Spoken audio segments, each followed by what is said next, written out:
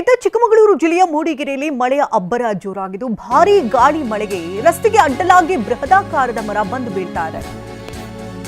ಹಳೆ ಮೂಡಿಗೆರೆ ಗ್ರಾಮ ಪಂಚಾಯಿತಿಯಲ್ಲಿ ಮರ ಬಿದ್ದಿದ್ದು ತಡರಾತ್ರಿ ರಾಷ್ಟ್ರೀಯ ಹೆದ್ದಾರಿಯಲ್ಲಿ ಟ್ರಾಫಿಕ್ ಜಾಮ್ ಉಂಟಾಗಿದೆ.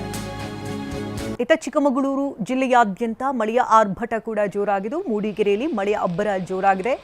ಭಾರೀ ಗಾಳಿ ಮಳೆ ಸುರಿತಾ ಇರುವುದರಿಂದಾಗಿ ರಸ್ತೆಗೆ ಅಡ್ಡಲಾಗಿ ಅಲ್ಲಲ್ಲಿ ವಾಹನಗಳ ಮೇಲೆಯೇ ಮರಗಳು ಬೀಳ್ತಾ ಇದೆ. ಇನ್ನು ವಾಹನ ಸಂಚಾರ ಕೂಡ ದಟ್ಟಣೆಯಾಗಿದ್ದು ಮರಗಳ ತೆರವು ಕಾರ್ಯಾಚರಣೆ ಕೂಡ ಭರದಿಂದ ಸಾಗಿದೆ. ಹಳೆ ಮೂಡಿಗೆರೆ ಗ್ರಾಮ ಪಂಚಾಯಿತಿಯ ಮಾರ್ಗದಲ್ಲಿಯೇ ಮರ ಬಿದ್ದಿದ್ದು ಟ್ರಾಫಿಕ್ ಜಾಮ್ ಕೂಡ ಉಂಟಾಗಿದೆ. Hotel Management with AI. Join IIHM, International Institute of Hotel Management.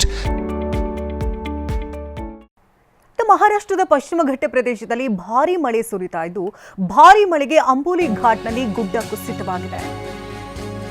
ಗುಡ್ಡದ ಮೇಲಿನಿಂದ ಕುಸಿದು ಬೀಳ್ತಾ ಇದೆ ಬಂಡೆಗಲ್ಲುಗಳು. ಬೆಳಗಾವಿಯ ವೆಂಗುರ್ಲಾ ರಾಜ್ಯ ಹೆದ್ದಾರಿಯಲ್ಲಿ ನಡೆದಿರುವಂತಹ ಘಟನೆ ಇದು.